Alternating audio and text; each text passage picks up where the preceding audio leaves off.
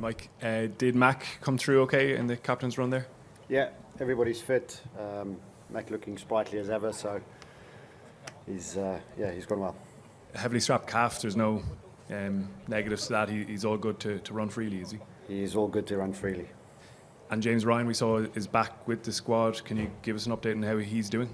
Yeah, James doing really well. As you saw, Robbie Henshaw and James are obviously out there at training this morning, so they're progressing really nicely, so they'll be available for next week. Last one on this. Did James have a procedure on his wrist, or what was the story there? Yeah.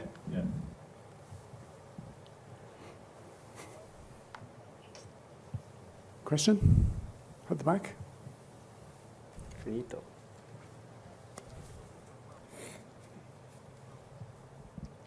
Hi, Henri Ignacia from Canal Plus French TV. May I ask you a question in French, please? In French? Yes, that's fine.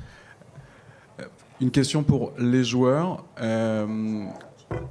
Comment est-ce que vous abordez ce quart de finale en sachant que l'Irlande n'a jamais réussi à passer ce cap de la compétition?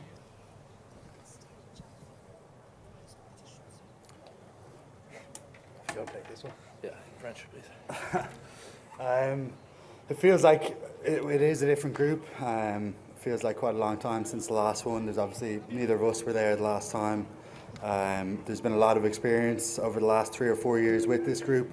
We've built a lot of confidence through those experiences, through some pretty big wins. New Zealand last year, New Zealand at home, South Africa. It's been quite a big journey with this group, and along that, through the coaches, through our plan, through the players' ability and our want to get better, there's a lot of belief that's been built in this last period. So we're drawing on that and not looking back too much further. I'm sure some of the more experienced older guys might take some things as well, going back even longer. But the last 3 or 4 years has been an unbelievable journey for us, and there's a lot of belief and confidence that have come from that. Okay, gentleman over here. That's right. Mike, in the whatever months since the series last year, what have you seen in the All Blacks' progression, and having done really well in attack against them last time? What kind of improvements have they made in defence, and what sort of a challenge is it for you guys to break them down on Saturday? Well, I think what we've seen is the good All Blacks of old, really, of New Zealand of old. They exceptionally dangerous ball in hand. I think Joe's definitely brought a physicality at the breakdown and their ball carrying. Obviously, it was something that Joe was massively passionate about with Ireland as well. So, especially in the wide breakdowns, Ricky Aoni, these guys are big guys, and they put a lot of pressure in those areas. So it's making sure that we match them physically, but being technically good on the same breath. But across the board, they've got a hell of a lot of experience, even coming off the bench. Sam Whitelock, these guys that have got hundreds of caps really. So they're very experienced side, and they know exactly what they need to do to win these big occasions. So it's going to be a great test match, and we're looking forward to it, obviously. Okay, gentleman here on the left. Dan, how are things? Just a follow-up to the question that I think Caelan was asked. Because you, the two of you guys haven't been there in 2019, is there a fearlessness that comes with that you haven't had maybe the baggage that other guys have had? Yeah, I think it's, as Caelan said, it's a completely new squad. Our mindset is different. I think, I obviously have no experience of earlier squads, but, that probably the more experienced lads have shared their thoughts on it. But I think it's just, you treat it like another game. It's knockout rugby, but, I think you can build these games up as much as you want, but it can end up affecting you if you give it too much attention. We need to stick to our preparation. We've been doing it for the last 3 years pretty consistently at a good level. So I think in my head and in most of the squad's head, it's going to be pretty much same old test rugby. You're in an Irish jersey, you go out and perform. Mike, you're a World Cup winner and you're a World Cup runner-up. Is there anything, and you're the skills coach here, is there anything specific about the Ireland backs that you've noticed is different as a unit? Or maybe it's that Mike Hansen has got more speed than anybody else we've ever seen before. Do we have, for instance, is it our catching ability, our innate GAA-ness, or is there spatial awareness? Could you just tell us what's different about, I'm specifically talking about our three quarters and our fullback? Well, just good rugby players ultimately. They love the game. But I think what we've shown over the past 3-4 years is the togetherness of the backs, and the forwards as a team really. our togetherness is huge, and we fully understand what we're trying to achieve. The players fully understand what they need to achieve or want to achieve, and now it's up to them to go out and perform and make sure that happens. But all different types of backgrounds, Gaelic, whether it's Aussie rules for a Mac or something like that. But ultimately, they're nice and calm, and the decision making has been very, very good recently. So that's what we sort of base it on, is being calm enough to make the right decisions, and the skill becomes easy. Okay, TVNZ at the back here. Mike up the back in the Right cheap at the back. seats. Did you guys have a team photographer at the All Blacks training run yesterday? If so, is that something you normally do? You'd have to. Sorry, I wasn't part of that. So. But it was Did open. we? So, it was open, so I assume you're allowed for the first 15 minutes like anybody. I don't know. Yeah, yes, the rules say yes. As long as they're standing with the rest of the photographers as a non-right sort of photographer, they can. So you did have someone there or not? No, I don't know. You don't know? Don't know. Okay. The Oh, agency could have been there working. just quickly, Mark Talia dropped for the game through disciplinary reasons. How surprised are you by that? Is that something this Irish team would do as well? I'm not sure, to be honest. I don't know any detail on the back of that. So obviously they've got certain protocols in place the players need to adhere to, and they've done it accordingly. So it'd be wrong of me to say anything about it without actually knowing anything about it. So that's their choice. Okay, Christian at the front here. Caelan, I'll come to you in this one. Just about the sense of occasion in those minutes pre-match tomorrow that we know is going to happen. It's different tomorrow is that we'll have the haka. Have you planned anything in terms of how you're going to receive that challenge as a team? And just second part of that, just tell us what it is like in those moments playing New Zealand before kick-off when you do face the haka. What's going through your mind? Yeah, there'll be excitement, there'll be a lot of nerves. Usually for me anyway, the nerves are kind of probably peak a couple of hours out, and as we get to the change room, get out onto the pitch for the warm-up, it kind of dissipates a little bit. But yeah, in the few minutes there'll be nerves, there'll be excitement, there'll be kind of an eagerness to get stuck in.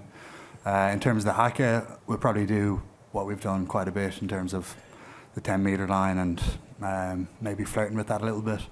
But no, looking forward to it big time. Okay, question here. Mike, Caelan spoke about the journey this side have been on over the last 3 or 4 years. Do you feel like as a squad, as a coaching unit, that you've done everything you can do, ticked off every box along the way to be ready for this moment tomorrow night? Well, we'll find out in the result, won't we, really, ultimately. But yeah, listen, it's been an amazing journey. The boys have been incredible, and where we've come from, where they've come from, where we've got to, how we've learned as a group of coaches as well.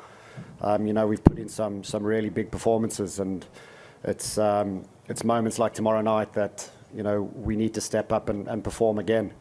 So we're massively proud of it. It doesn't mean that you're going to win a game, but we know if we put in a performance and what we've achieved over the past sort of 2-3 years, then you give yourself a chance, and ultimately that's what international rugby is about. So it's been a brilliant journey. It's been an amazing journey. So see how long it continues for. Okay, Reuters at the back. Yep, thanks. Apologies if I missed this earlier, I was a little late. But obviously a whole lot more on the line tomorrow, but if you win, then that equals the top-tier record for winning streaks. Does that mean anything at all to the group? Does it prove anything, Mike, or any of the players? To be honest, no. It's never spoken about in our sort of circles. So stuff like that is, it's like world rankings, all that sort of stuff. It doesn't really come into the equation. It's about us and a performance that we need to be proud of. Dan, Caelan touched on all the games and that you've been through, the wins and all that sort of stuff. How valuable do you think the win over England in the Grand Slam decider, with everything that came with it on that day, at home, the history, the crowd, and the fact that you guys had to kind of overcome a fairly anxious first half, how valuable do you think that experience is going to be tomorrow? Yeah, I think those sort of games where it's win or die, extremely valuable. You got to go out and perform. That probably wasn't our best game at all. We took a good review from that game, and we saw a lot of areas that we could have improved on. But when it comes down to it, you just have to figure out how to win the game. And if tomorrow goes to the end, or we have extra time or anything. You got to just make sure that you win the game, and there's obviously a few plans in place to make sure that we don't get to that point, and we hope that we we're in a position that we don't have to scramble or that we perform on the day. But I think looking back on those sort of hard times where we didn't perform but then come out on top is valuable. Yeah. Okay, gentleman over here on the right. Hi, excuse me. Hi, Don. There's a lot of talk about next moment focus. You scored a try within a couple of minutes of being toppled over an advertising hoarding last week. How is that an example of it, and how easy is it to reset when there's a frustration, but to reset and go again, and I guess exact your retribution that way? Yeah, it's something we put a lot of focus on. Obviously, don't get thrown over at first, but then. Yeah, he was delighted with it. It went viral, got him a few thousand followers. He was buzzing. Kind of, yeah. But no, we talk about sort of resetting, getting back to neutral a lot. It's been a big part of our squad. When anything happens unexpected, if we score a try, they score a try, making sure that we're straight back in the moment, be present. And we always talk about win the next moment. So that's something that maybe wasn't exactly in that case, but something that we put a massive amount of focus on, because you can let things slip, momentum builds, and then all of a sudden 2-3 tries might slip in. But if we can limit it to just the one mistake and then get back up on top, that's what it's there for. Okay. Hi, Caelan. It's knockout rugby now, so every game could be Johnny Sexton's last for Ireland. Can you just tell us a bit about what he's been like behind the scenes at this tournament, and is doing it for Johnny something that you've spoken about as a group? Yeah, it is. Even last week, building into Scotland, obviously there was a chance that could be his last ever game. He said that to us as a group, and like what an unbelievable player and leader he's been for Ireland for so many years. I think all the players will agree that the standards he sets raise everyone else's game, and he's almost like having another coach on the pitch. He seems to have I think I've said this to you guys before, but like a bird's eye view. He seems to see everything regardless of where you were, and catches any mistake. You can't get away with anything with him around, which is obviously a good thing for the most part, except when he's shouting at you for those few seconds. But yeah, he definitely brings us to another level, I think. So valuable for the younger guys, for the two of us coming in, the way he prepares for a game. He absolutely loves the game and puts everything into it. It's the utmost professional, and yeah, he's been a great role model for the two of us, I think. Okay, with 2 more questions. Miles, you first. Hi, Mike. Bear with me on this one, but Dan did mention extra time. I wasn't going to ask it, but I will ask it now because it just sort of may be relevant, maybe not. But we've got 10 minutes each way, and then we've got sudden death after that. So there's a lot of water and to then go. You've got penalty kicks after penalties. that. Yeah. So there's a lot of water under the bridge to get to penalty kicks. I just wonder, though, as part of your planning for every eventuality this week, because there are 5 kickers required, not 3, as in other competitions. I just wonder whether you don't know who's going to be on the field at the end, so there's a lot of caveats, but have you practiced or asked extra players to practice penalty kicks this week? We have spoken about it. The players know who they are. Andrew Porter, Dan Sheehan, Tyburn. So they've definitely put in an extra couple of hours of their kicking, because they kick every day anyway. But no, I think it's one of those. I think players are aware of it. I mean, like you say, it's a long way to get to that situation. You'd like to think with the golden point now compared to what it was in the past. You had extra time, then golden point, then whereas so you'd like to think in the golden point in 10 minutes one side would take their opportunity and score points. So. But the players who are on the pitch know who they are, and again, fingers crossed we put them through the middle. Okay, final question in the front here. Yep. Hi lads, the very best of luck tomorrow. It's been an incredible journey so far. It's been great to watch. Just one for both Dan and Caelan, if that's okay. What does it mean to both you, your families, to be preparing for potentially your biggest game of your careers against the All Blacks, and to be able to embrace it and enjoy it? Because I'm sure growing up this is stuff that you only wished you could do. Yeah, I think growing up you want to be in these big games. As someone said, Ireland hasn't been past these sort of stages, so that's obviously a big motivation to get one up. But you know, we said at the start of the competition when we want to go the whole way. We think we have the squad to do it, and you know, we can't look past tomorrow. But I think, you know, the pride of being in this squad, you know, it extends further than me. It goes family, friends, the amount of people I have travelling over every week just, you know, to see me for 2 seconds after a game. I know they come over for a bit of a party, but you know, I think it's great to bring a bit of enjoyment, a bit of pride to the Irish people. Something I always think about is how many people it touches back home. So yeah, no, it's great, but at the same time, you know, you can't really get lost in it. I have a job to do, and you know, we have to just sort of go out and perform. We can think about it after, but yeah, I think that's about it. Similar for me. I think in these big weeks, you draw on some of the emotion and the pride, and talking to a few friends back home in Mayo and seeing how they're behind us and how so many people in the country are behind us, and you can feel that over here. You can definitely get a sense of it.